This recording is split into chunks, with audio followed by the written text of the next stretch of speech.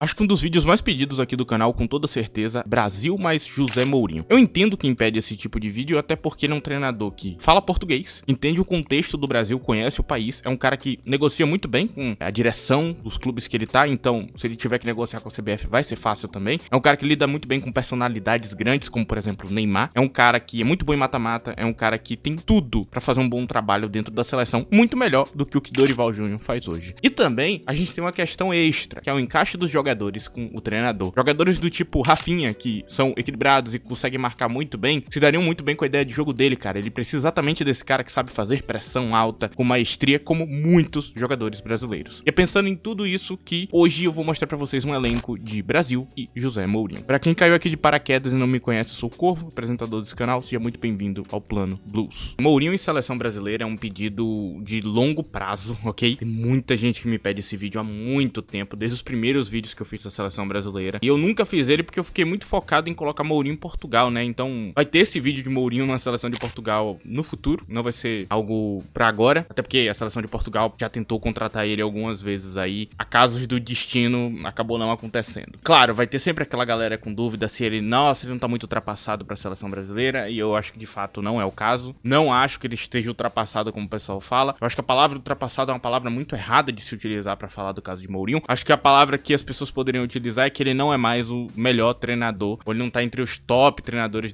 do mundo, né? Não tá entre o top 10, o top 15 e tudo mais, e realmente se você usa esse tipo de argumento faz algum sentido. Só que também você não pode extrapolar e colocar treinadores que nunca ganharam nada como treinadores que estão acima dele, não é um fato, né? E claramente esse tipo de treinador não faria um trabalho melhor dentro da seleção brasileira. E sim, os títulos são muito importantes, mas não é só de título que ele vive, eu acho que ele traz uma identidade pra seleção que é interessante. Ele tem aquela visão, né? Ele não, o público tem aquela visão dele, técnico retranqueiro, e eu recomendo que vocês vejam as partidas do Fenerbahçe dele. Não tem nada de retranca ali, na verdade o Fenerbahçe não sabe marcar, né? É um time que é completamente exposto, os jogadores não sabem marcar, eles só sabem atacar, e você tem que ter um sistema que ganha mais pontuando e marcando mais gols do que necessariamente você se defender bem, né? E é inclusive uma dor de cabeça, já tem vídeo aqui no canal abordando, se vocês quiserem ver, vai estar aí no final do vídeo, o vídeo meu do Fenerbahçe pra explicar a situação atual, porque que não tá saindo tudo bem, pra quem tiver dúvida, e lá eu também falo sobre essa questão de estar ultrapassado ou não, mas de fato são argumentos ruins e na maior parte do tempo quem argumenta esse tipo de coisa não tem conhecimento necessário pra poder explicar a própria argumentação, é só uma opinião pessoal. E de opinião pessoal vai ter gente que vai achar, sei lá, caça-rato melhor que Haaland, por exemplo, e tá tudo bem, tá ligado? É só sua opinião, você pode achar que ela tá certa, que ela tá errada e que ela é boa ou não, e de fato não dá pra saber, tá ligado? Tipo, é só uma opinião que você tem na sua cabeça. Mas o que ele traz pra seleção é experiência, é um técnico que é muito bom em mata-mata, que é bom em montar elenco. Até outro dia lá tava na final da Europa League, lá ele acaba perdendo pra Mendilibar, que é outro técnico muito bom de mata-mata, né? Já levou 2 títulos europeus em pouquíssimo tempo. Conseguiu fazer o Olympiacos ganhar, inclusive um técnico que chama bastante atenção. No futuro vou falar sobre ele também. E de fato, o Mourinho, ele é um treinador que em mata-mata ele é excepcional. Em pontos corridos hoje em dia, a ideia dele não tá pontuando tanto, né? Tem outras ideias que pontuam um pouco mais que a dele, tem mais constância, mas de fato, você vai olhar pra um mata-mata, você obviamente vai querer ter Mourinho e não, sei lá, muitos treinadores guardiolistas que, às vezes, dentro dos mata-matas eles são bem frágeis, né? Enfrentam um time com um futebol diferente, com um estilo diferente, eles acabam perdendo feio, acabam tendo muita dificuldade e Mourinho não vai ter esse tipo de trabalho. Outra questão que ele traz, aqui voltando pra questão da identidade, é que ele vai dar liberdade aos jogadores, cara. O que, por exemplo, um técnico que fica naquela de passe, toque, vai querer que o cara ele tenha o máximo da posse da bola, vai limitar bastante. Então você acaba limitando o individual dos jogadores. E vocês notam a diferença, por exemplo, em Vinícius Júnior jogando no Real Madrid pra o Vinícius Júnior que joga com Dorival Júnior? É evidentemente o jeito que ele é utilizado, a liberdade que ele tem em campo. No Real Madrid, ele tem liberdade. Ele é acionado em velocidade, ele é acionado na cara do gol e ele brilha pra caramba. Ele é o melhor jogador do mundo, que deveria ser o atual bola de ouro, né? Mas infelizmente foi pra Rodri. O que a gente pode notar de tudo isso aí é que claramente isso tem a ver com o jeito que o treinador utiliza o jogador. Tem treinadores que vão utilizar melhor certos jogadores, tem treinador que vai limitar o jogador e vai parecer que todo mundo tá no mesmo nível como o que Dorival Júnior faz. Então, de fato, o Mourinho ele pode trazer essa liberdade a mais e ele gosta de jogadores que têm talento. Então, um jogador que nem Neymar, Estevão, Vinícius Júnior e muitos outros vão se destacar. Outra coisa é o uso de jogadores mais velhos. Ele não precisa que o jogador seja tão novo assim, ele tem preferência para jogador mais experiente que saiba fazer mais coisa em campo. Então, nossos jogadores mais velhos que muitas vezes não estão rendendo, porque parece muitas vezes que a seleção brasileira é só pura correria, né? Pura meteção de louco, um cara correndo de um lado pro outro. Com Mourinho isso deixa de acontecer e vai ter priorização do jogador que tem inteligência, do jogador que sabe o que fazer em campo, que tem uma boa leitura. O jogo não vai ter aquele desespero. E também a identidade de futebol que ele traz com essa liberdade, né, com essa coisa que não limita o jogador, é da hora também de se assistir. E sim, em algum momento ele vai fazer alguma retranca contra algum adversário que ele achar que é a prioridade, a gente vai ver um futebol, não é dos mais bonitos, mas que no final das contas é o que ganha, cara. Vi muita gente falando, por exemplo, que Gasperini da Atalanta tava ultrapassado. Ele ganhou a Europa League, a última, em cima de um dos times com um dos futebols modernos mais bem visto por todo mundo, né? Ele venceu de Xabi Alonso, que todo mundo tá falando, nossa, é o futebol 2.0, o cara do futuro. Perdeu para o cara do passado. Você tá vendo como esse argumento ele não faz sentido? Então, o que Mourinho tem pra trazer dentro da seleção é excelente. Questão de identidade, em questão do que ele pode extrair dos nossos jogadores. A sensação que a gente tem na maior parte do tempo é que os jogadores não estão extraindo 100% dos seus potenciais. E de fato, esse cara pode extrair. Mas não para por aí, cara. Ele é um cara que lida muito bem com direção de clubes, né? Ele é um cara que consegue lidar muito bem ali com as direções. Ele consegue, inclusive, barganhar muito, né? É um cara que barganha bastante ali com as direções dos clubes, que por muitas vezes estão lutando pra ser menor do que o que realmente pode ser. Ele sempre quer mais, né? Então ele tá sempre pedindo coisa ali da direção. É um cara que pode lutar pra colocar jogadores dentro da seleção que antes não era possível, que pode lutar pra ter uma convocação mais justa, por exemplo. Então, de fato, ele é o cara pra conversar com isso. É um cara que lida muito bem com grandes personalidades. Inclusive, vocês podem pesquisar entrevista dos ex-jogadores dele, entrevistas de jogadores gigantescos que jogaram com ele. Eu não conheço um que teve uma grande treta. Inclusive, teve gente me metendo aí que um jogador jovem que tá surgindo agora, que tava tretado com ele, né? Que é o tal do Calafiori. E gente colocando como se tivesse uma treta entre os dois. E você vai ver lá, o próprio Calafiori deixou claro que não tem nada. Ele ainda conversa com o Mourinho, inclusive, por telefone. Os dois se dão muito bem. Tem gente dizendo que, nossa, ele abandonou o jogador que é tão talentoso. E de fato não é uma verdade, é uma mentira. Porque ele não podia continuar com o jogador por uma questão de fair play. Então ele acaba mandando embora um jovem que ainda não estava pronto. E o jovem, depois de um tempo, se desenvolveu, se tornou um bom jogador. Ambos ainda estavam se conversando, inclusive ele acreditava bastante no talento de Calafiori. Então tá sempre nessa linha de pessoas mentindo sobre o que ele faz, tá ligado? Mas de fato, quando você vai ver a realidade, um exemplo muito bom é Ibrahimovic. Olha o que Ibrahimovic fala dele. Ibrahimovic é um jogador que, mano, ele é um cara difícil de lidar e ele ama Mourinho, cara. E tem muitos outros, cara. São muitos aí jogadores, cara. Até os que tretaram com ele, tá ligado? Tem, tipo assim, um carinho muito grande por ele. O próprio Eden Hazard, né, que jogou com ele durante uma época, que foi bastante 880 a relação dos dois. Ele fala que ele tava errado em muita coisa, que o Mourinho instruiu ele a coisas que ele não quis seguir, depois ele se arrependeu. E de fato, às vezes o cara é jovem, ele vivendo aquele momento ali como jogador, como estrela, ele não consegue pensar a longo prazo. E um cara que nem Mourinho pra instruir é muito bom. Não só isso, ele também consegue melhorar jogadores, né? Ele é muito bom em desenvolver jogadores, principalmente na parte defensiva. Tem uma entrevista de Marcelo, né? Marcelo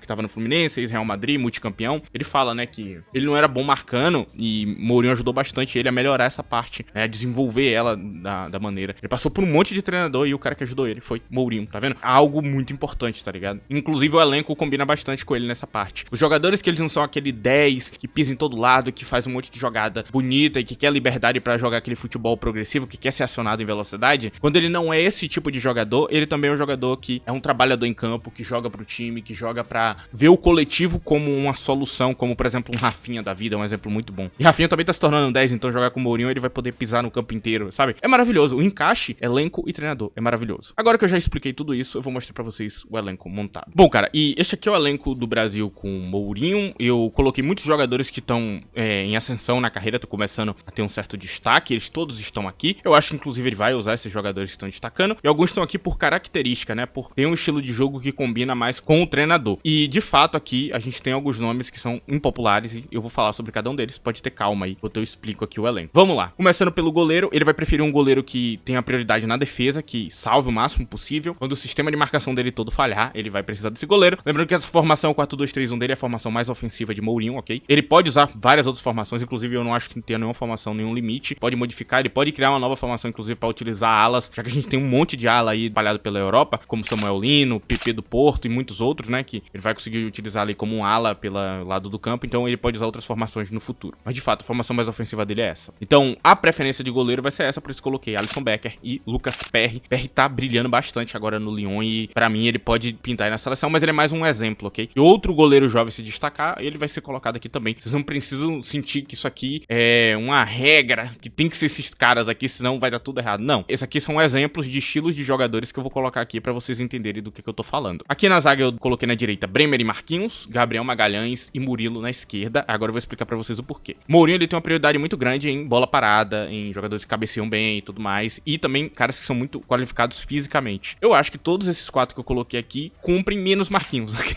Marquinhos só cumpre a parada do gol. Inclusive, Marquinhos é um dos melhores aqui. Inclusive, ele finaliza bem com os pés também. Então, é um cara que vai ser importante pra bolas paradas no Brasil. Por isso que ele tá aqui. Bremer, eu ouvi uma pessoa falando, né, que ele joga na esquerda. Tá errado, ok? Ele não joga na esquerda, ele joga nos dois lados. Bremer é um zagueiro central. Como todo zagueiro central de elite, ele pode jogar dos dois lados sem ter queda nenhuma de rendimento. Só explicando aqui. Ele joga na esquerda porque falta elenco ali, como rola com Tomori, por exemplo, no Milan. Rola a mesma coisa. Só dando essa errata aqui, pra quem tinha essa dúvida. Não, ele pode jogar dos dois lados. Bremer não tem problema com isso. Nós temos aqui Gabriel Magalhães e Murilo, que jogam mais à esquerda do campo mesmo, e o zagueiro central principal seria Bremer. Vocês vão dar falta do nosso querido Éder Militão. Ele tá lesionado e ele sofreu uma lesão gravíssima. Eu não sei como ele vai voltar dessa lesão. Por isso ele está de fora e não por rendimento. Agora, nós vamos para a lateral direita do campo. Nós temos Wanderson e William, priorizando equilíbrio defensivo. Eu trouxe laterais que sabem marcar. William do Cruzeiro, ok? Não é um William de outro lugar, é o William do Cruzeiro. Não lembrava quem era o William do Cruzeiro. Aí depois eu vi, é o que jogou no Wolfsburg. E aí eu lembrei, eu conheço esse cara. Então, pra ter essa prioridade, esse jogador mais balanceado, eu trouxe ele. E também tem a questão do passe. Tem duas coisas que eu priorizei aqui: marcação bruta e passe. Wanderson é muito bom marcando, William também, e eles têm um passe maravilhoso. O melhor passador daqui é o lateral esquerdo, Caio Henrique, seguido do Carlos Augusto, que também passa muito bem, mas Caio Henrique é o principal daqui. Ele me lembra muito, eu já falei algumas vezes aqui, David Raum do RB Leipzig, o alemão, e eles dois têm essa prioridade a mais no passe. Caio Henrique é um pouquinho mais frouxo de marcação em comparação aos outros daqui, mas ele ainda marca melhor que muitos jogadores. Ele sabe marcar, ele só não gosta tanto. Ele é um cara que prefere um pouco mais de liberdade pra fazer umas ações assim, principalmente com passe. Então são jogadores que não precisam chegar na parte de cima do campo, eles podem passar a bola com qualidade e fazer ela chegar no ataque só com passe, que é uma pequena prioridade que eu dou aqui e inclusive é um a mais que Mourinho gosta de ter. Tô dando prioridade a coisas que ele gosta de ter, mas lembre-se que ele pode modificar tudo, ele joga qualquer tipo de jogador, ele pode usar até falso 9, ele precisar. Seguindo mais pra frente do campo, nós temos aqui Andrei Santos e Ederson como segundo volante, e como primeiro volante nós temos Bruno Guimarães e Casemiro. Lembrando, o primeiro volante seria o em inglês DM, né? E o segundo volante seria o CM, Central Midfier, e primeiro volante Defensive Midfier. Só dando essa explicação aqui pra galera não confundir. Tem Casemiro aqui, eu acho que ele é importante pros próximos ciclos ainda, eu acho que o Casemiro tem que continuar sendo convocado, não temos alguém muito melhor que ele, e quando ele não estiver mais disponível, quando ele já estiver realmente sem rendimento, a gente pode colocar André, tá? Atualmente tá no Wolves, ex-Fluminense, já falei muito bem dele aqui no canal, até antes dele ir pro Wolves, eu gosto bastante dele, eu acho um jogador interessante pra estar aqui. Andrei Santos tá em uma ascensão absurda, fazendo gol a rodo, é um cara que vai ser muito bom nessa parte, né? Mourinho, ele gosta desse central midfielder que ele sobe pra fazer parte do ataque em algum momento, tendo uma boa leitura do espaço no campo, e Andrei é um dos melhores nessa parte. Ele é jovem, mas, cara, ele tá apresentando uma maturidade que tá muito além da idade dele, ó. Nós temos Ederson da Atalanta também, que poderia muito bem ser titular aqui, que também é outro que tá voando, cara. Eu diria que Ederson tá um pouco abaixo na chegada à frente em campo, mas Ederson é um monstro também, cara, e também é um que ataca direito, ok? Não é um problema. Seguindo aqui pra meio atacante, nós temos Neymar Júnior e Oscar. Dois jogadores mais velhos, pode ter uma adição de mais um cara mais jovem aqui, um Andreas Pereira, ou algum jogador do Brasileirão que esteja se destacando, pode ser um deles, mas eu tive prioridade nisso aqui pela questão do passe, ser um camisa 10, ser aquele cara que passa de trás pra frente, né? Então por isso eu trouxe Oscar e Neymar, que tem uma qualidade pra fazer isso aqui, mas é claro que eles também podem se juntar ao ataque, a depender da formação e do jeito que ele vai utilizar em campo. Mais pra frente vocês vão entender do que eu tô falando. E, cara, eu rezo pra Neymar tá bem fisicamente, ele jogar o próximo ciclo e jogar a próxima Copa do Mundo. Eu não acho que vai ser, como a galera tá falando, né, que, nossa, Neymar não vai mais jogar. Eu acho que ele ainda vai, cara. Eu espero, pelo menos. Quero ter a fé que ele ainda vai jogar na seleção brasileira. Nós temos na direita Rafinha e Estevão, que vão jogar como camisa 10, né, vão pisar tanto no extremo quanto mais por dentro do campo, buscando espaço. Rafinha tem se tornado um camisa 10 cada vez mais, e Estevão também, né, ele já é, basicamente, jogador de muita qualidade também. Nós temos Vinícius Júnior e Rodrigo na esquerda, esse aqui não precisa nem falar, né. O Vinícius Júnior era mais ponta no passado, se tornando mais camisa 10 também, pisando mais por dentro do campo, até sendo um falso 9, né, às vezes. Rodrigo não precisa nem falar, né, evidentemente ele é praticamente camisa 10 na maior parte do tempo. Ou adora pisar por dentro do campo. Nós temos aqui Rodrigo Muniz como 9 e João Pedro. Aqui explicando camisa 9, ele prefere um camisa 9 que cabeceia bem. E um homem de área, um homem forte, um homem que empurra a marcação. O único brasileiro que tem esse perfil é Rodrigo Muniz, cara. Eu não conheço outro. A gente pode citar o caso de Richarlison, de Igor Jesus, mas não é bem esse o perfil dos dois, ok? Eles não são esse tipo de jogador. Jogadores mais criativos, inclusive, né? Eles gostam de criar, mas eles criam de maneira mais central. Aquele cara pra fazer um pivô, né? Pra receber uma bola, segurar um marcador, fazer aquele espaço, mas eles trabalham bastante criativamente. Não é aquela coisa de afundar a marcação como o Rodrigo Muniz faz, que é algo fundamental. Inclusive, aqui no canal eu já falei que o jogador perfeito pra Mourinho, camisa 9, seria Victor Osimhen, que é exatamente essa vibe, né? De afundar o marcador, de ganhar do marcador. E é isso. O João Pedro tá aqui pra tentar fazer essa função também. Aqui ele é muito bom de cabeça e tem muita qualidade. Ele pode aprender a função. A longo prazo, um jogador muito jovem ainda, com muito potencial de fazer várias coisas diferentes durante a carreira dele. Bom, terminei de explicar isso aqui. Agora a gente vai falar um pouquinho da formação de Mourinho. E aqui a gente entra num ponto. Mourinho, ele não usa os jogadores do mesmo jeito em todo o jogo. Eu vi, por exemplo, exemplo, no Fenerbahçe, vários padrões. Eu vi, por exemplo, um Rabat jogando como camisa 5, boca de área, fixando junto da marcação. Eu vi ele jogando como quase um segundo volante, na maior parte do tempo subindo. A depender do adversário, ele vai mudando, cara. Ele é um treinador que varia muito a formação, então não tem um específico. Mas o que eu posso dizer é que com esses jogadores, ele vai evitar que o lateral ele suba, o lateral vai ficar mais posicionado, né? Quando tiver essa subida à frente, o primeiro volante vai ficar girando e batendo fisicamente, então ele vai ter liberdade até pra estar um pouquinho mais à frente do campo. E o segundo volante vai ter aquela função de rastrear os espaços em campo e criar dinâmicas aqui, junto com o meio atacante. Então é capaz de Neymar subir e Andrei Santos acabar parando aqui na frente,